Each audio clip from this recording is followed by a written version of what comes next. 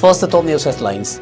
48-hour general strike called in protest against government's failure to secure release of 2 abducted youths affects normal life in Thobal district.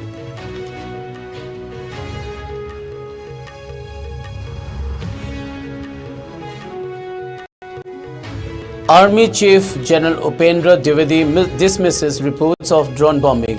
Infiltration of 900 Kuki militants, says it has become a battle of narratives.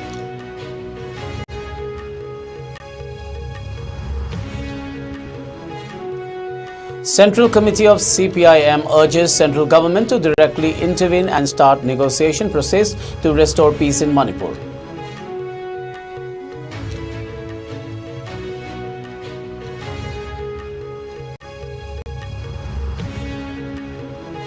And Governor LP Acharya, Chief Minister N. Biren greet people of Manipur ahead of Gandhi Jayanti, call for adopting Mahatma Gandhi's core ideology of non-violence.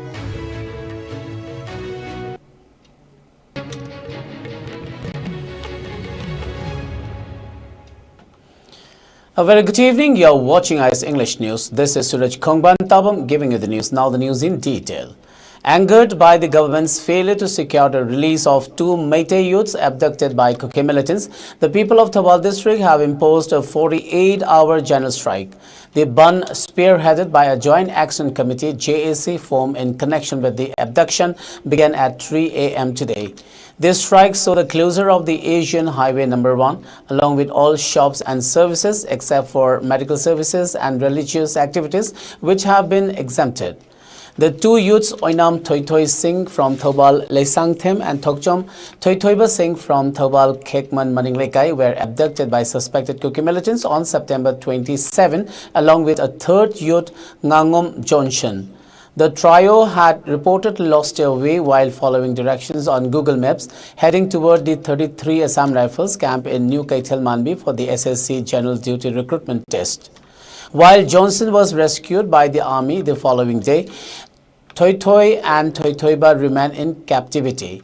Kaisam Yaifaba, co-convener of the JAC, stated that the Ban decision was made after a meeting with Chief Minister N. Biren Singh failed to bring about the release of the 2 youths. The JAC had set a deadline of 7 p.m. on September 30th for the youths released, which passed without resolution. In response, protest demonstrations erupted throughout Thobal, with Mera Paibis and local residents blocking the Asian Highway at Thobal Mela ground, bringing traffic to a standstill.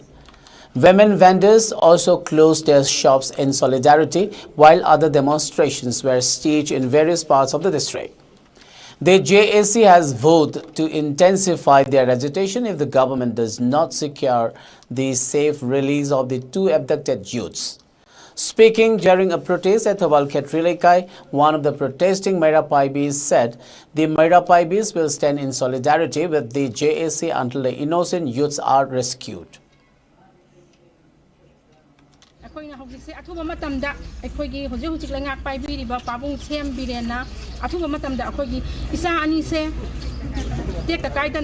Thadokpirau haiba wafamse hanna thamjage aduduga angang anise sinarakani haina akoi kanna thambiri kheba adugi matungda akoi huji phauze angang ani dugi matangda keno tawdabana maram oiraga akoi gi thawal gi oina pung nimpugan nipan gi ban kaujaba sida akoi khetilekai apun bagi oina club organization sing koi mara pai sing puna akoi sigi kainoje bandase sogasabane aduga athuba matamda khogi pabung birena isani sibu thadokpirau haiba wafamse hanna thamjage.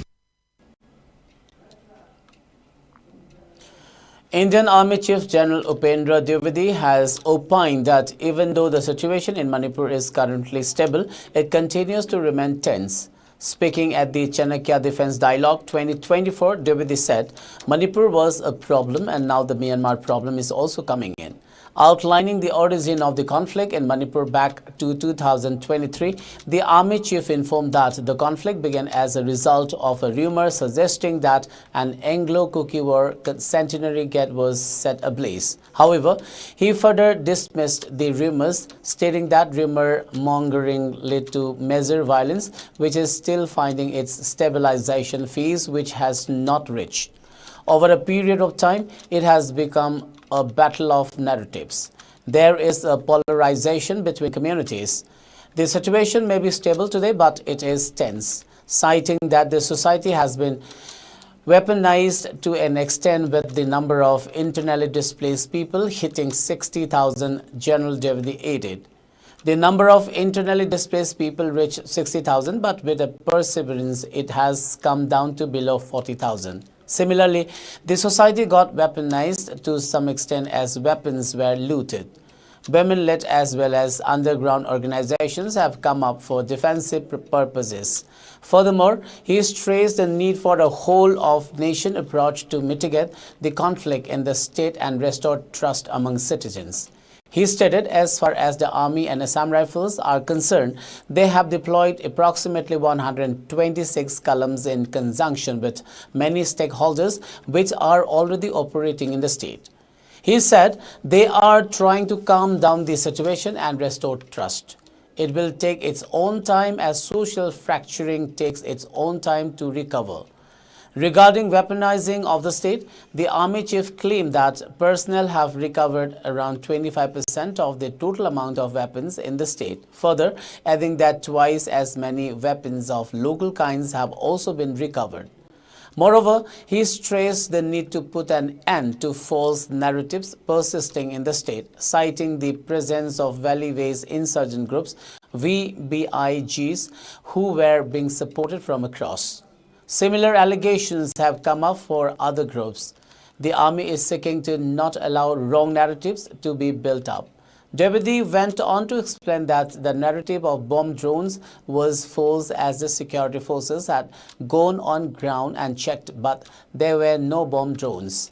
He also cited another false narrative that claimed infiltration of 900 anti-national elements. He said the security forces checked and there was nothing like that. On the international front, General Devidi explained the influx of displaced people from Myanmar into Mizoram and Manipur.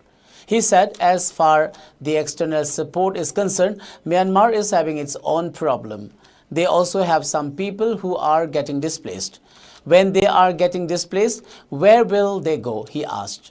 He went on to explain this and said, displaced people will only go to those places which are peaceful and ready to accept them. And that is what is happening in Mizoram and Manipur. So the people who are coming unarmed and they are coming in search of some kind of shelter, and India will make sure they provide support, food and shelter until possible. The issues are very, very complicated. We have to go back to the Kabao Valley and so on and so forth. We'll not talk about it. But what is important, we earlier had something called as valley-based insurgent groups, VBIGs. From where were they being supported? They were being supported from across. Now, similar kind of allegations is coming for the other groups. Out here, what we are looking at, that we should not allow wrong narratives to be built up. For example, there was a narrative of the bomb drones. We have gone on ground and checked up, there is no bomb drone. There was another wrong narrative which was said 900 anti-national elements have infiltrated. We checked up, there's nothing like that. So if we control that, I think things will be all right. Now what we're talking about, the external support. As far the external support is concerned, Myanmar is having its own problem. When we are having their own problem, what happens? They also have some people who are getting displaced. When they're getting displaced, where will they go?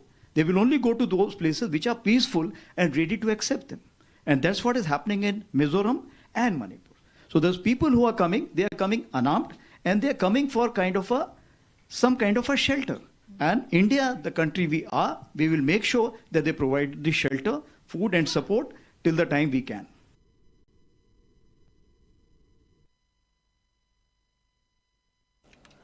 The Central Committee of CPIM discussed the worsening situation in Manipur and expressed the need for the central government to directly intervene and start the process of negotiations. The Central Committee of the Communist Party of India Marxist met at New Delhi on September 29 and 30, 2024 and discussed in length the worsening situation in Manipur, including the kidnapping of 3 Manipuri youths by the unidentified Kukizok terrorist organization on September 27, who were on their way to participate in the recruitment to Assam Rifles at New Kaithel Manbi. The meeting strongly condemned the use of the tactics of ransom for the release of a jail cadre of the terrorist organization. The Central Committee expressed its deep concern at the deterioration in the situation in Manipur.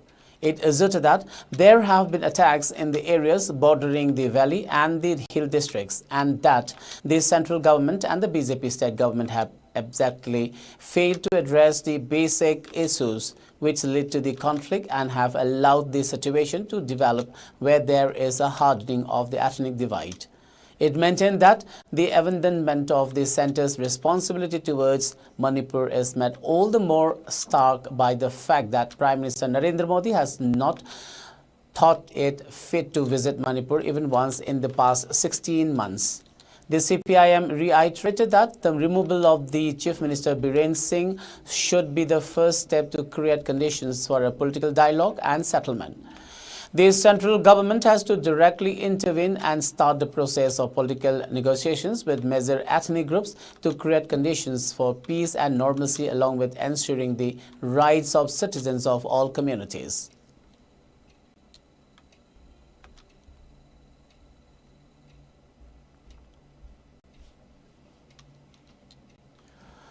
Manipur Governor Lakshman Prasad Acharya and Chief Minister N. Biren extended Gandhi Jayanti greetings to the people of Manipur.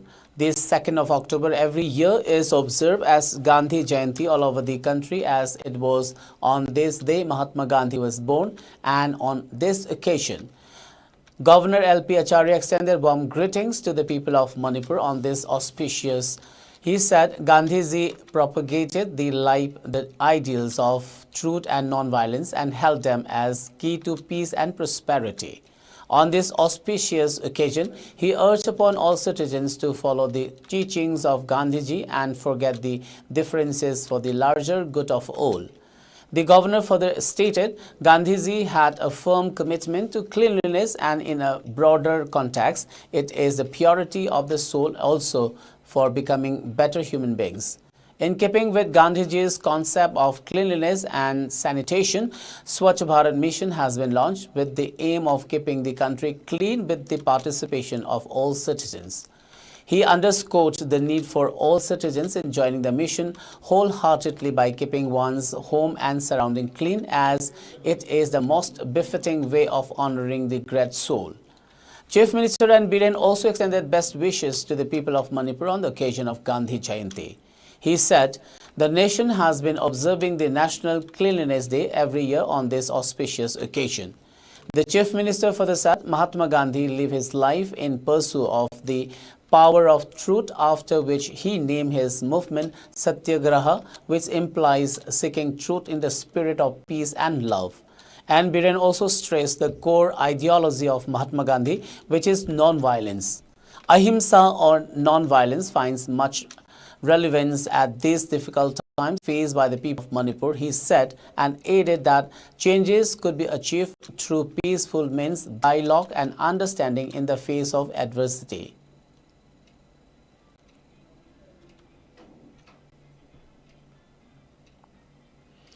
In another attempt to draw the attention of UNHRC, the Government of India and international community to the violence in Manipur since May 3, 2023, the Meitei diaspora in Europe and activists from India's northeastern region came together in front of the broken chair at the United Nations Geneva office in the wake of 57th session of the UNHRC. The participants in the protest event raised the pertinence of restoring normalcy in Manipur. The participants also addressed media and apprised the issues concerning Manipur in the wake of aggression on Manipur state, leading to the displacement of 60,000 people and nearly 230 killed. Addressing the media, International Peace and Social Advancement IPSA Working President Khuraizam Athoba flagged off the issue of unregulated influx of Kuki-Chin foreigners from Myanmar. He also raised the issue of India's complacency in the containing Kuki militants and their incessant attacks on valley-facing foothills. He registered his voice of protest against the ineffectiveness of 60,000 central forces and 30,000 state armed forces in stopping stopping the violence that erupted on May 3, 2023. Condemning the continuation of violence in Manipur for 500 days, Athoba raised the issue of displaced persons languishing in poor living conditions in the relief camps. Athoba also raised the issue of hostage-taking situation in Manipur in reference to the abduction of 2 Meitei youths allegedly by Kuki militants. He condemned hostage-taking as an act of absurdity and terrorism. He said such an act of terror reaffirms the ulterior motive of the armed immigrant Chin Kuki militant aggression and thus confirming that the situation in Manipur is not a conflict between ethnic groups. He lamented the deploring complacency of the governments while expressing his concerns for the ever-expanding narcotic businesses in Manipur, which was to potentially make Manipur a part of the infamous Golden Triangle. Speaking on the occasion, former president of European Manipuri Association, Sagol Sembirmani, also regretted the failure on the part of the governments to contain the attacks on civilians in Manipur. Manipuri diaspora in London had submitted a memorandum to the Indian High Commissioner, London, but without any significant outcome. The protest ended with a media briefing and group discussion on Manipur issue. The participants also raised slogans such as Implement NRC in Manipur, Government of India must stop illicit drug trafficking in Northeast India, India must stop opium cultivation in Manipur, Territorial integrity of Manipur cannot be compromised at any cost, and stop weaponizing ethnicity in Manipur. The protest was followed by a side event as part of the 57th UNHRC session 2024, in which several activists and academics from India's Northeast region participated. IPSA informed in a press statement that IPSA and its collective of CSOs are regularly coordinating with Athoba to make the best use of his presence at the United Nations in Geneva.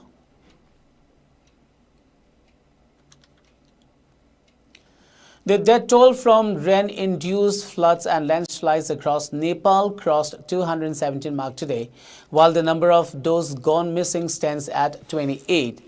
The disaster, which began on Thursday last week, continued to cause widespread destruction in multiple provinces until Sunday, leaving thousands displaced. Large tracts of eastern and central Nepal have been inundated since Friday. However, the weather improved from Sunday in Kathmandu, providing some relief to the disaster-affected people.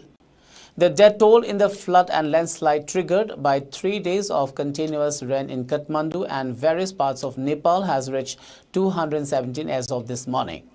According to Home Ministry spokesperson Rishi Ram Tiwari, 28 people have been missing and 143 sustained injuries due to the new natural disaster-related incidents so far.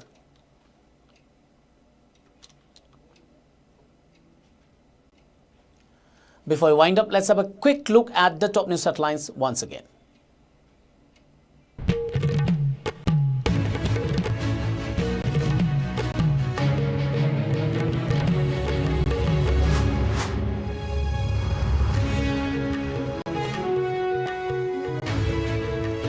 "48-hour general strike called in protest against government's failure to secure release of 2 abducted youths affects normal life in Thawal district."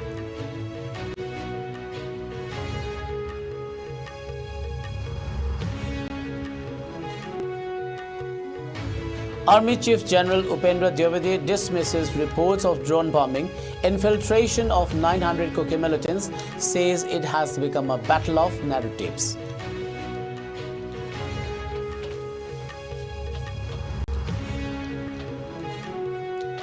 Central Committee of CPIM urges central government to directly intervene and start negotiation process to restore peace in Manipur.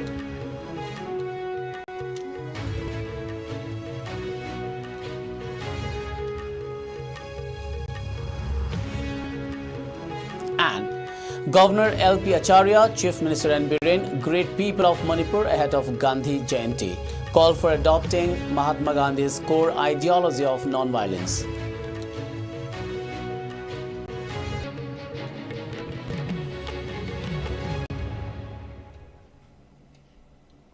Well, that's all for now. Keep watching ICE News and have a great evening.